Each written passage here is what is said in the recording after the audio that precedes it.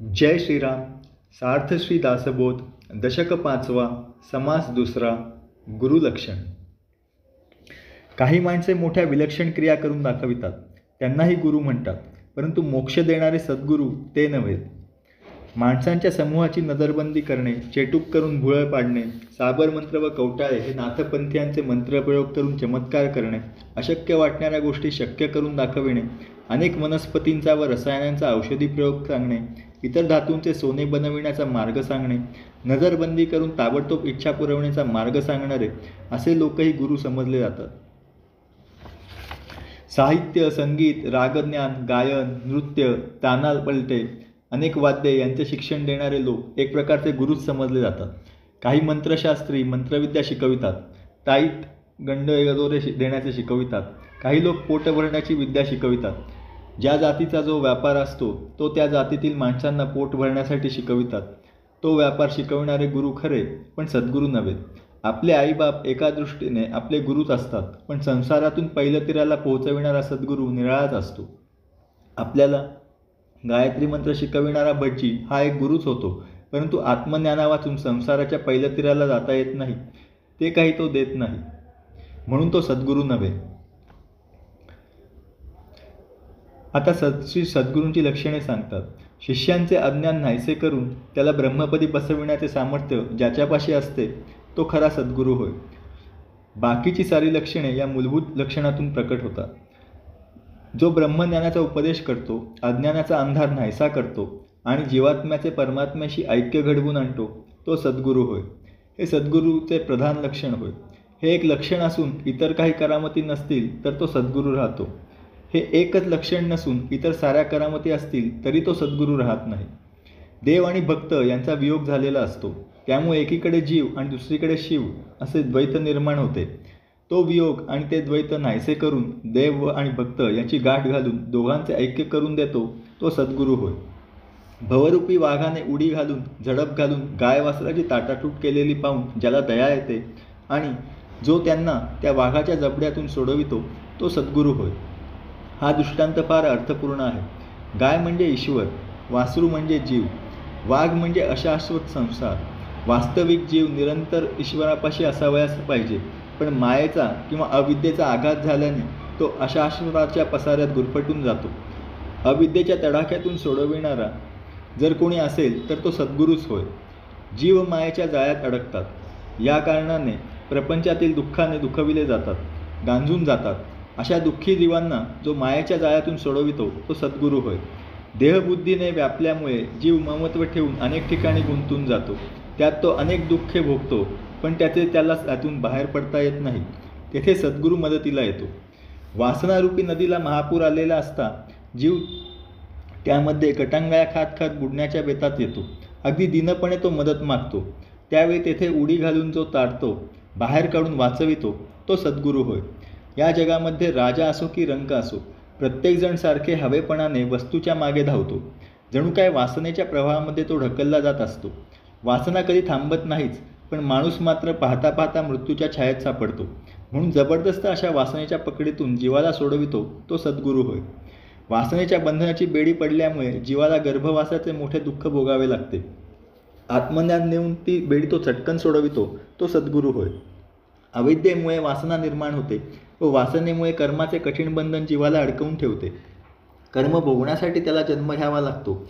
त्या मूळ अविद्येलाच ज्ञानाने नाहीशी करून पुढची दुःख परंपरा टाळण्याचे मोठे काम सद्गुरू करतो. उपदेश शब्दानेच करावा लागतो, पण अर्थ हे शब्दाचे अंतरंग असते. सद्गुरू प्रथम शब्दावरून अर्थाकडे नेतात. परमात्मा त्या अर्थाचा लक्ष असतो. तेच आपले सर्वस्व म्हणजे आत्मस्वरूप आहे. सद्गुरू नंतर अर्थावरून आत्मस्वरूपाकडे नेतात.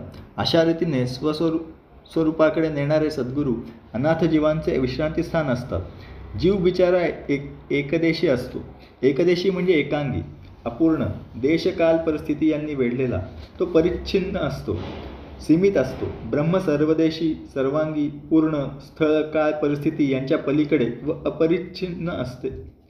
केवळ आपल्या उपदेशाने सद्गुरू जीवाला प्रत्यक्ष ब्रह्मस्वरूप बनवितो. त्याचे संसाराचे संकट नाहीसे करतो. सद्गुरूंच्या शब्दामागे त्यांच्या तपश्चर्येचे मोठे सामर्थ्य असते. तो केवळ शब्दांनी शक्तिपात करतो. त्याचे शब्द जीवाच्या सूक्ष्म शरीरात घुसतात. जीवाची अंतरंग रचना बदलण्या इतका विलक्षण बदल तेथे घडवून आणतात. म्हणून सद्गुरूंच्या शब्दांना फार मोल असते. वेदांच्या अंतरंगात म्हणजे अर्थात उपनिषदांमध्ये जे ब्रह्मज्ञान गुप्तपणे वास करते ते ज्ञान सद्गुरू बाहेर काढतात. लहान मुलाला लहान लहान घास जसे भरवायचे तसे ते ज्ञान सद्गुरू आपल्या बोलण्याने हळूहळू शिष्याच्या कानामध्ये घालतात, त्याला श्रवण करवितात. शिष्याचा अधिकार व धारणाशक्ती पाहून सद्गुरू त्याला आत्मज्ञानाची गूढ रहस्य सोपी करून सांगतात. वेद असोत, शास्त्रे असोत किंवा थोर सत्पुरुष असोत, या सर्वांचा आत्मस्वरूपाचा अनुभव एकच असतो. ज्ञान या दृष्टीने सर्वांचे आत्मज्ञान सारखेच असते. साक्षात्कार या दृष्टीने सर्वांचा आत्मसाक्षात्कार समान असतो. अगदी तोच अनुभव, अगदी तेच ज्ञान आणि तोच साक्षात्कार सद्गुरूला झालेला असतो. त्याच्या ठिकाणी वेद, शास्त्र व सत्पुरुष ज्ञानानुभवाने एकरूप झालेले असतात. म्हणून वेदांचे रहस्य, शास्त्रांचे विवेचन, सत्पुरुषांचा अनुभव आणि सद्गुरूचा उपदेश सर्व अगदी एकरूप असले पाहिजेत. सद्गुरू सर्व प्रकारचे संशय अगदी मुळासकट नष्ट करून टाकतो. तो मोठ्या आदराने स्वधर्माचे आचरण करतो. वेदाला विरुद्ध असणारे म्हणजेच आत्मज्ञानाला सोडून असणारे मिथ्या भाषण करणे त्याला माहीतच नसते. मनात जे जे येते ते ते कोणी लाज भीड न बाळगता जो उघडपणे करतो तो काही सद्गुरू नव्हे. तो भिकारी आपल्या मागे लागण्यासाठी आला असे समजावे. सद्गुरू मुक्त असतो म्हणजे बंधनरहित असतो. याचा अर्थ तो आपल्या मनाला गुरांसारखे मोकाट सोडतो असा नव्हे. सत्पुरुषाची मुक्तावस्था ही आत्मज्ञानातून प्रकट होणारी अतिमानवी अवस्था असते. वासनेच्या अधीन होऊन बेशरमपणे इंद्रियभोग भोगण्याची हीन मानव पशुवृत्ती नसते. जो आपल्या शिष्याला साधनात कसे राहावे हे शिकवित नाही, इंद्रियावरून ताब्यात कशी ठेवावी हे दाखवित नाही, असले गुरु दमडीला 3 मिळाले, इतके स्वस्त मिळाले तरी त्यांच्या नादी लागू नये, त्यांना सोडून दूर राहावे. जो आत्मज्ञान समजावून देतो, सगळीच्या सगळी अविद्या नाहीशी करतो, इंद्रिय ताब्यात ठेवण्याचा अभ्यास सांगतो, तोच खरा सद्गुरू समजावा. अविद्येचा अंमल चालत असल्यामुळे दृश्य जग सर्वस्वी सत्य वाटते. त्यामुळे इंद्रियातून सुख घेण्याची आपली सारखी धडपड असते. म्हणून हे जग प्रत्यक्ष दिसत असले तरी खरे नाही असे मनाला पटवून इंद्रियांना आवर घालण्याची शक्ती व युक्ती शिष्याला शिकविणे हे सद्गुरूंचे प्रधान कार्य आहे. काय सांगावे, काही गुरु सद्गुरू म्हणवून घेतात आणि पैशासाठी लाचार होतात, शिष्याच्या अधीन होतात, वासनेच्या नादी लागून दिनवाणे बनतात. असे गुरु शिष्याच्या इतके अधीन येतात की शिष्याच्या मनाला जे जे आवडेल ते ते करून शिष्याला प्रसन्न ठेवण्यासाठी धडपडतात. याचे कारण पापिणी वासना त्यांच्या मानगुटीस बसलेली असते. येथे सगळा उलटा प्रकार आढळतो. वास्तविक शिष्याने सद्गुरूच्या अधीन राहून त्याची मनधरणी करावयास हवी. शिष्य वासनेच्या नादी असायला हवा. पण गुरुच जेव्हा वासनेने झपाटतो तेव्हा तेथे परमार्थ कसला? सगळा स्वार्थाचाच बाजार. शिष्याच्या भिडेला बळी पडून त्याची मनधरणी करणारा गुरु अधमात अतिअधम असतो. असा गुरु चोरटा, द्रव्याचा लोभी, दुष्ट आणि फसवा आणि नीच असतो. गुरुबाजीला यापेक्षा आणखी कोणत्या शिव्या द्यावयाच्या शिल्लक आहेत? वैद्यकीचे ज्ञान नसणारा एखादा दुष्ट वैद्य रोग्याला सर्वस्वी नागवतो आणि त्यात पुन्हा भीड घालून शेवटी रोग्याचा सर्वस्वी घात करतो. तसे हे नामधारी गुरु असतात, ज्यांच्यामुळं आपण आणि देव यांच्यामधील अंतर वाढते. आपण देवापासून दुरावतो व जो भीड घालून आपल्याला देहबुद्धीच्या बंधनात अधिकच गुंतवतो असा गुरु नसावा. ज्याच्याजवळ शुद्ध ब्रह्मज्ञान आहे आणि प्रत्यक्ष व्यवहारात साधनांचे आचरण आहे असा सद्गुरूच आपल्याला आपले गुप्त आत्मस्वरूप दाखवितो. अंतर्यामी खरे खरे ब्रह्मज्ञान आणि नित्याच्या बाह्य किंवा दृश्य व्यवहारात साधकाला शोभेल असे आचरण या दोन्ही गोष्टींनी संपन्न पुरुषच शिष्याला उपयोगी पडतो. त्यापैकी एक उणे असेल तर निदान सामान्य प्रपंचिक शिष्याला तरी परमार्थ प्राप्त होणे कठीण जाते. काही गुरु आपल्या शिष्यांना मोठ्या कौतुकाने प्रकाश, नाद व सुगंध यांचे अतिंद्रिय अनुभव दाखवितात. काही शिष्यांच्या कानात मात्र मंत्र सांगतात. एवढेच ज्ञान ज्याच्यापाशी असते ते बिचारे स्वतः भगवंतापासून दूर असतात.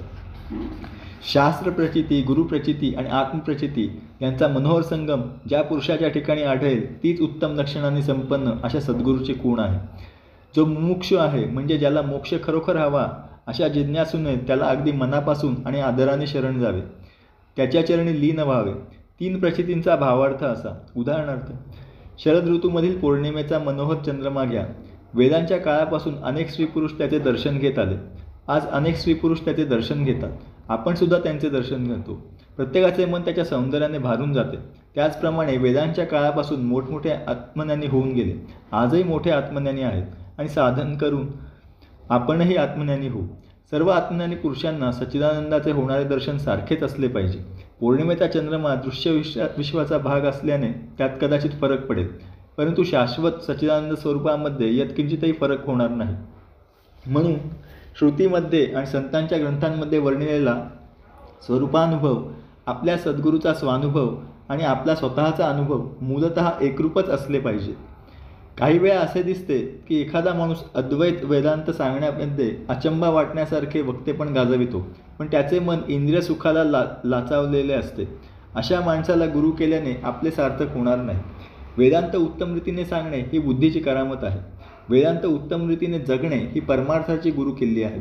दोन्ही एके ठिकाणी असले तर उत्तमच, पण परमार्थाला पाहिले नसले तरी चालते. दुसरे मात्र हवेच हवे. उत्तम वक्त्याची कला अशी की जसा प्रसंग असेल तसा रंग त्याच्या निरूपणाला चढतो. प्रसंगाला अनुरूप अशा कल्पना त्याच्या मनात आपोआप येतात. परंतु देहबुद्धीचे सारे संदेह नाहीसे होऊन त्याच्या अंतर्यामी आत्मबुद्धीचा जय झालेला नसतो.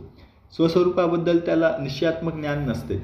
आत्मसाक्षात्कार होऊन स्वस्वरूपाबद्दल जे संपूर्ण संशयरहित ज्ञान होते त्यास श्री समर्थ निश्चय असा शब्द वापरतात.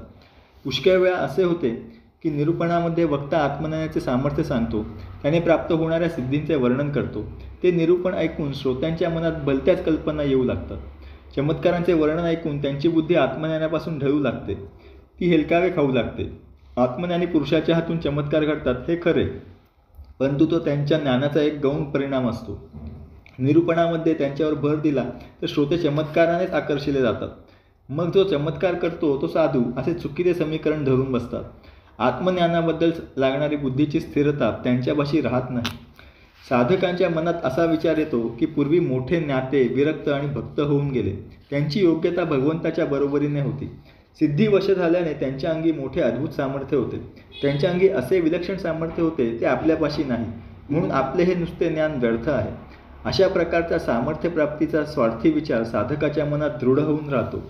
हा आत्मज्ञानाला मारक असतो, कारण त्याने देहबुद्धीचे पोषण होते. ज्ञानाची निष्ठा कमी होऊन दुराशाच बळवते.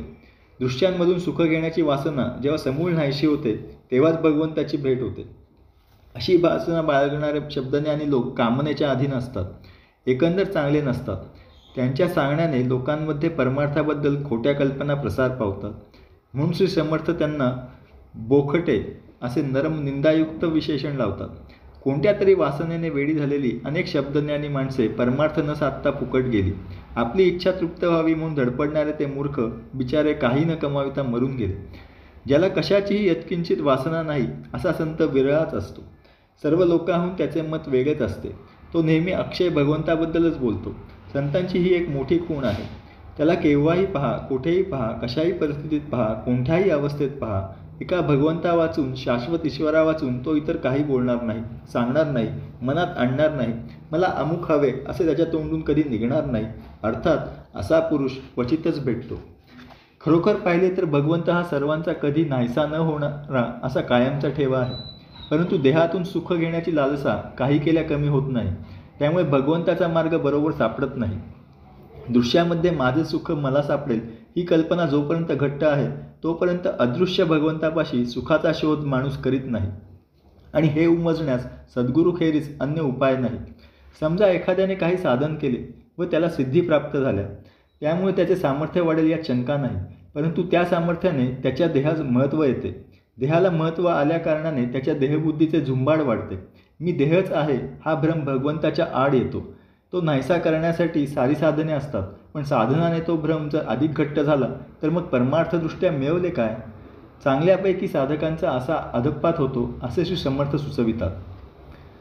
भगवंताचे सुख अक्षय आहे, कायम टिकणारे आहे, त्याला कधीही विनाश नाही. ते बाजूस सारून जे सामर्थ्य संपादन करण्याच्या मागे लागतात ते मूर्ख असतात. वासनेसारखे दुसरे कोणतेच दुःख नाही.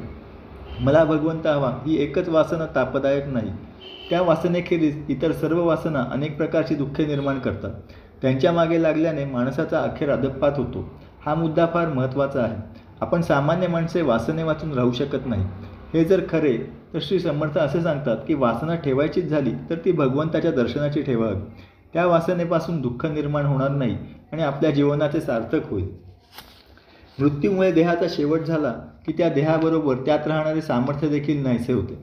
वासनेच्या नादी लागल्याने अखेर भगवंत मात्र अंतरतो. वासना जीवाला अशाश्वत वस्तूंमध्ये गुंतविते.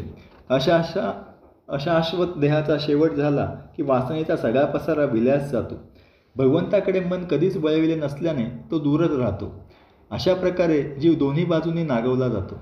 यावरून असे दिसते की जो अत्यंत निष्काम आहे, वासनारहित आहे आणि ज्याच्या बुद्धीमध्ये आत्मस्वरूपाविषयी अत्यंत दृढ निश्चय आहे, असा स्वानुभवी सद्गुरू माणसाला या अशाश्वत दुष्यसागरातून पलीकडे नेऊन सोडतो. सद्गुरूंचे मुख्य लक्षण असे की सर्वप्रथम त्याला शुद्ध ब्रह्मज्ञान असले पाहिजे. त्या ज्ञानामुळे त्याच्या ठिकाणी अगदी निश्चल समाधान पाहिजे. आत्मस्वरूपामध्ये तो अखंड स्थिरपणे राहिला पाहिजे. आत्मज्ञानाने त्याचे सर्व संशय नाश पावतात. तो समाधान रूपच बनतो. तो स्वस्वरूपापासून कधीही ढळत नाही. याबरोबरच तो अतिशय वैराग्य संपन्न असतो. त्याचे मन कशातही गुंतलेले नसते. याशिवाय स्वधर्माच्या बाबतीत त्याचा आचार अत्यंत निर्मळ असतो. ज्ञान अंतःकरणात वास करते, पण त्याचे प्रतिबिंब प्रत्यक्ष आचरणात दिसले पाहिजे. सद्गुरूंच्या जीवनात ज्ञान आणि व्यवहार यांची सुसंगती असते. हे असून शिवाय सद्गुरूपाशी अध्यात्म विषयाचे नेहमी श्रवण असते. त्याच्यापाशी नित्य हरिकथा आणि निरूपणे चालतात. जेथे निरंतर परमार्थाचे विवरण चालते, जेथे नित्य सारासार विचार किंवा आत्मानात्म विवेक चालतो, तेथे जगाचा उद्धार होत असतो. पुष्कळ लोकांना नवविधा भक्ती कशी करावी हे त्याच्यापाशी समजते. कोणतेही ज्ञान जिवंत असते आणि त्याचा व्यवहार झाला म्हणजे त्यापासून पुष्कळ लोकांना फायदा होतो. सद्गुरूपाशी आत्मज्ञान असते. श्रवण, निरूपण आणि विवरण या मार्गांनी त्याचा व्यवहार होतो. म्हणून जेथे श्रवण, निरूपण आणि विवरण सतत चालते, तेथे अनेकांचे संदेह निवारण होतात व अनेकांचा बुद्धीचा निश्चय होऊन ते भगवंताच्या मार्गाला लागतात. म्हणून ज्या ठिकाणी 9 प्रकारची भक्ती आचरली जाते आणि जेथे साधन मार्गास अत्यंत महत्त्व असते, ते सद्गुरूंचे लक्षण आहे असे श्रोत्यांनी ओळखावे. अंतर्यामी शुद्ध ब्रह्मज्ञान आणि बाहेर अत्यंत मनापासून केलेली उपासना अशी जोड जेथे असते, तेथे अनेक साधकांना व उपासकांना समाधान मिळते. ज्ञानाबरोबर त्या ज्ञानाला शोभेल असे बाह्य आचरण असणे फार आवश्यक आहे. ही गोष्ट श्री समर्थ पुन्हा पुन्हा सांगत आहे.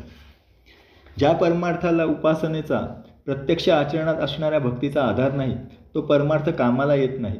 कर्माची जी शिस्त आहे ती सुटली तर अनाचार, स्वैराचार वाढून माणसे भ्रष्ट होतात. या कारणासाठी आत्मज्ञान, वैराग्य, उपासना, स्वधर्मकर्माचे आचरण, भगवंताचे साधन, हरिकथा निरूपण, श्रवण, मनन, नीती, न्याय, मर्यादा या गोष्टींपैकी एक जरी कमी असली तरी परमार्थदृष्टीने ते विपरीत दिसते. म्हणून जेथे सद्गुरू असतो तेथे या सर्व गोष्टी प्रकर्षाने आढळतात.